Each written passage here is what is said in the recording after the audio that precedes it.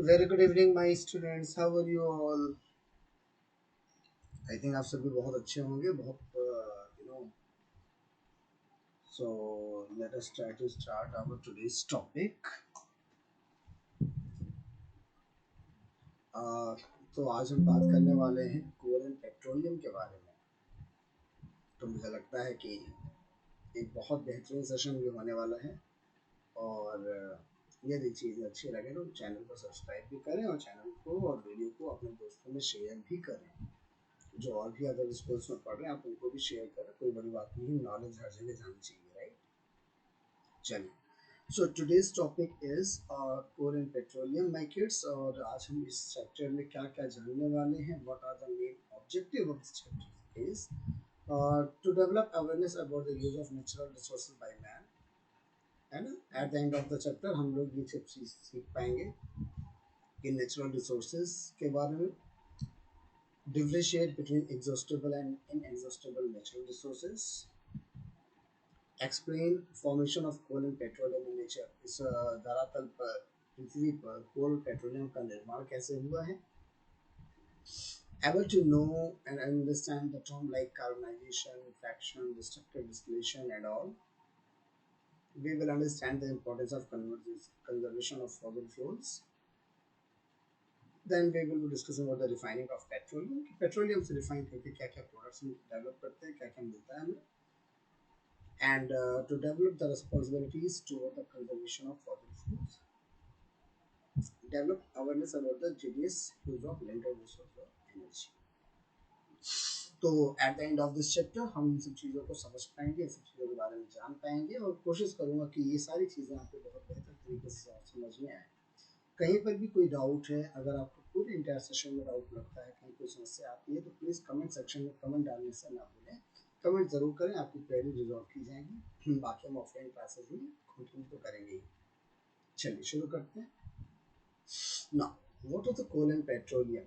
अक्सर आपने देखा होगा ये जो मालगाड़ियाँ हैं कोयला भर भर के लेके जाती हैं। क्वेश्चन आता है इंडस्ट्रीज की ओर की, वो है कोयला का यूज करें।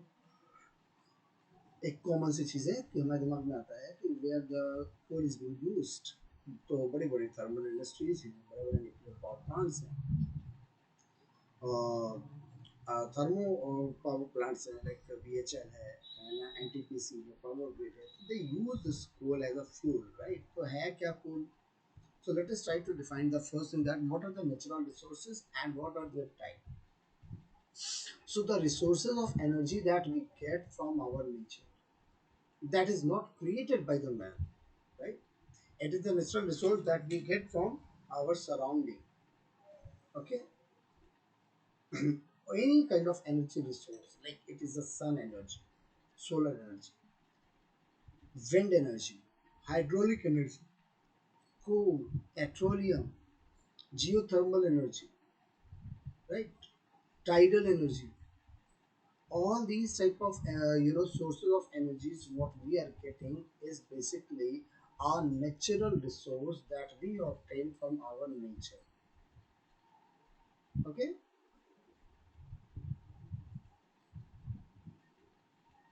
Yes. So now this natural resource of energy is of two types: inexhaustible and exhaustible. Inexhaustible means the energy resource which can be not, utilized completely, which is not going to end up from our earth or surface, right? So we will be discussing, so the two things that we have discussed, यहाँ पे दो चीजें समझे आप। पहली चीज natural resource क्या है, प्राकृतिक स्रोत, ऊर्जा के प्राकृतिक स्रोत या नेचुरल रिसोर्सेज, ऐसे रिसोर्सेज जो हमें हमारे नेचर से मिलते हैं, जो बाई गिफ्टेड हमें मिले हुए हैं हमारे एटमॉस्फेयर में, हमारी अर्थ पर, जिसे हम इंसानों ने नहीं बनाया है, राइट। सोलर रेडिएशन, सन से मिलने वाली energy, heat energy, light energy, है ना, radiation, wind energy, hydraulic energy, hydraulic means water energy, right, tidal energy, geothermal energy, coal, petroleum. तो ये सारे के सारे सोर्सेज जो हैं ये नेचर से हमें मिले हैं। तो these are natural resources। अब इनको हम क्लासिफाई करते हैं further exhaustible and inexhaustible. So let us move inexhaustible resources. Let me do the spelling correct. I think here is a mistake I have done to do this spelling. Resource, resource. It should be here. Inexhaustible natural resource. Okay. So the resources that are present in unlimited quantity in nature and not likely to be exhausted by the human activities. ऐसे resources जो बहुत ही ज़्यादा मात्रा में हमारे पृथ्वी पर मौजूद हैं, हमारे प्राकृतिक में, हमारे नेचर में प्रेजेंट हैं, और ऐसा माना जाता है कि ह्यूमन एक्टिविटीज़ के द्वारा वो बहुत जल्दी ख़त्म नहीं हुए. They are not going to be exhausted by the human activities, like wind energy, like solar energy. आपको क्या लगता है सन एनर्जी आप जितना यूज़ करते हैं सोलर प्लांट्स लगा के ख़त्म हो जाएंगे? नहीं ना. So they are, but in unlimited quantity they are available to us, and they are not likely to be exhausted by our activities. Okay, exhaustible natural resources. These resources are limited, and they can be exhausted by the human activities. Okay, these type of energy resources are limited in quantity, and as per of our use, what we are doing in our real life, they will be exhausted, like coal, petroleum, this LPG gas that we obtain from the different activities, right? So these are all the example of exhaustible natural resources. Okay, coming to this one. Now, one by one, we will be discussing about the coal. So what is a coal? So coal is an exhaustible natural resource. See, this is a very important point to understand. Coal is a exhaustible natural resource.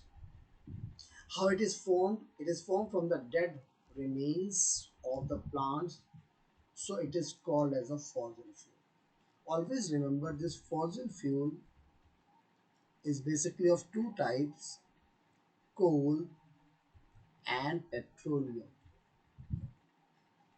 Okay. So it is formed due to the dead remain of the plant, so it is called fossil fuel.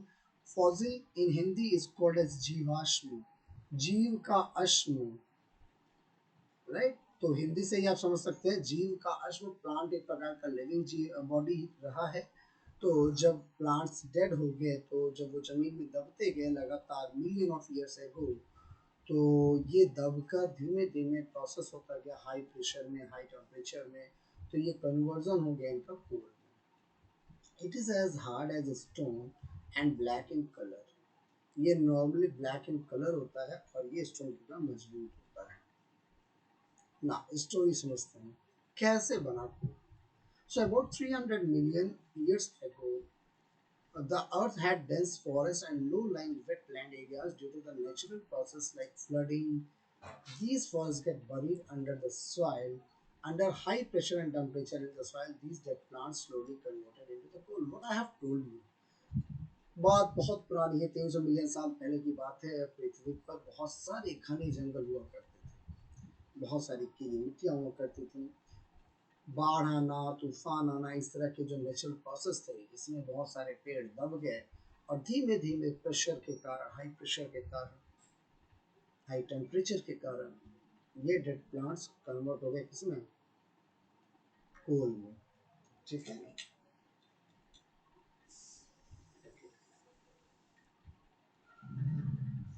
So coming to the next one, coal is process in industry to get some useful product. जब हम कोल, जो कोल तो क्या है, एक natural resource of energy है जो हमने ऑब्टेन किया है. now it is processed in the industry to get some useful product like coke हम पा सकते हैं, coal tar and coal gas. These three type of product that we obtain from the coal: coke, coal tar and coal gas. Okay, let us try to understand one by one. Coke, it's a tough, porous and black substance. Porous means होता छेद, मतलब इस पे छोटे छोटे ऐसे छेद देखिए, देख रहे हैं ना डायग्राम, यहाँ पर टफ, ये टफ होता है और इसमें छिद्र होता है, छेद होता है, और उसमें है ना black substance, it almost pure form of carbon, इसको आप कह सकते हैं कि this is about the pure form of the carbon. It is used in the manufacture of steel and in extraction of many metals. Metal extraction एक process है, क्योंकि आप जानते हैं कि अर्थ पर जो भी मेटल्स पाए जाते हैं वो इम्प्योरिटी के साथ पाए जाते हैं, अपने ओर के रूप में पाए जाते हैं, अयस्क के रूप में पाए जाते हैं, कोई भी मेटल शुद्ध रूप से नहीं पाया जाता. तो प्रोसेस होता है मेटल के एक्सट्रैक्शन का, तो वहाँ पर भी हम कोक का यूज़ करते हैं, साथ ही साथ स्टील के मैन्युफैक्चर कंपनीज में हम कोक का यूज़ करते हैं. ठीक है. सेकंड है कोल तार. सिंपल सी भाषा में इसको आप तारकोल समझ लें. सड़क पे आपने देखा होगा तारकोल. तो it is a black thick liquid with the unpleasant smell. It is used in manufacturing synthetic dyes, colour करने के लिए जो कलर्स होते हैं, drugs, explosive, perfumes, plastic, photographic materials, roots. Okay, तो हम यहाँ पर कोल तार का यूज करते हैं. ध्यान दीजिएगा, coke was solid substance that we obtain from the coal. Coal tar is a liquid substance that we obtain from the coal. And the third one is coal gas. तो कोल गैस एक intermediate process है, समझ सकते हैं कि जब हम कोल से कोयला प्राप्त करते हैं, whenever we do the coal to get the coke, this process, during this process we obtain the coal gas, or we can say the coal gas is obtained during the processing of the coal to get coke. It is used as a fuel in many industries. बहुत सारे companies में कोल gas के plants आप देखें अगर, तो यहाँ पर बहुत सारे फैक्ट्रीज में हम कोल गैस का यूज करते हैं. How do we get the coal gas?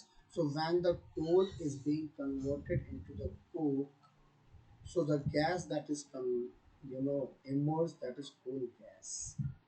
Okay. Now, second fossil fuel is called petroleum. So it was formed from the organism living in the sea. As these organisms died, their bodies settled at the bottom of the sea and get covered with a layer of sand and clay over millions of years. Absence of high air temperature and high, not it is a absence, it is a pressure of high temperature and high pressure transform the dead organism into petroleum. जैसे आपने fuel में देखा कोल के बारे में कि about 300 million years ago जो dead plants थे, जब वो जमीन में दबते गए तो उनका कन्वर्जन धीमे धीमे कोल के रूप में हुआ.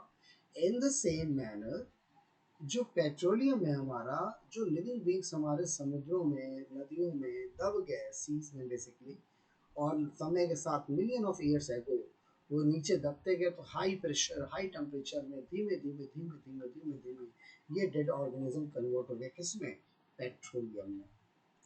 ठीक है. Petroleum is a dark oily liquid, इसे हम क्रूड ऑयल भी कहते हैं basically. Crude oil, petroleum is also known as crude oil. It is a unpleasant odor. It's a mixture of various constituents such as petrol, diesel, lubricating oil, paraffin wax, kerosene, etc. We are having these kind of constituent in the petroleum. Now, what is called petrol refining? A term that is called as refining. So the process of separating the various constituent of petroleum is called as refining. ये जो बड़ी सी आप image देख रहे हैं petroleum refinery की, तो ये पूरा एक प्रोसेस है जो क्या करता है, जो पेट्रोल को डिफरेंट कॉन्स्टिट्यूएंट्स को अलग करने का काम करता है. Suppose we are having this petroleum. So this petroleum is being divided into its constituent part: petrol, diesel, kerosene oil, paraffin wax, petroleum gas, and all. Right. So this process is called as refining. So how can we define the refining term? So we can define the process of separating the various constituent of the petroleum, that is called as refining. Got it? तो refining, यहीं पे एक शब्द और आएगा, अभी हो सकता है आगे भी आए, कि रिफाइनिंग में जो टेक्निक यूज होती है that is called fractional distillation, और in some book it is also called as destructive distillation. Okay, ये प्रोसेस का नाम है जिसके थ्रू हम रिफाइनिंग करते हैं। नाउ देखते हैं, कहीं ना कहीं मेंशन भी होगा फिलहाल। Petroleum product are usually grouped into three categories. Light distillate, जिसमें हम LPG that is called liquefied petroleum gas, liquefied petroleum gas, gasoline and naphthalene, naphtha basically. Middle distillation or distillate consists of kerosene and diesel. Heavy distillate and residuum, heavy fuel oil, lubricating oil, wax and asphalt. Right? Gasoline is basically petrol. Don't worry about gasoline is basically petrol. So the products are categorized into three parts: light distillates, heavy distillates, and middle distillates. Right? और ये किस base पे होता है? This classification is based on the way crude oil is distilled and separated into the fractions. Light distillate में LPG, petrol, naphtha. Middle distillate में kerosene, diesel. Heavy distillate में heavy fuel oil, lubricating oil, wax and asphalt. Okay? Now, अब ये जितने भी petroleum के constituent हैं उनके यूजेस क्या हैं? लाइक पेट्रोल या जिसे हम गैसोलीन कहते हैं। यहाँ पे मैं आपको एक जानकारी और देना चाहूँगा। अभी G20 समिट हो रहे हैं आपके, तो यहाँ पे कल बात हुई है ग्रीन गैसेस फ्यूल के बारे में। तो एक चीज़ यहाँ पे और समझें कि एक टर्म आता है gasohol. Since petrol is called gasoline, so gasohol is basically 80% petrol and 20% ethanol. इनके मिक्सचर से बनेगा gasohol, which is a fuel which is a more efficient than petrol. तो बहुत सारी कंट्रीज इस पे काम कर रही हैं, इंडिया भी काम कर रहा है।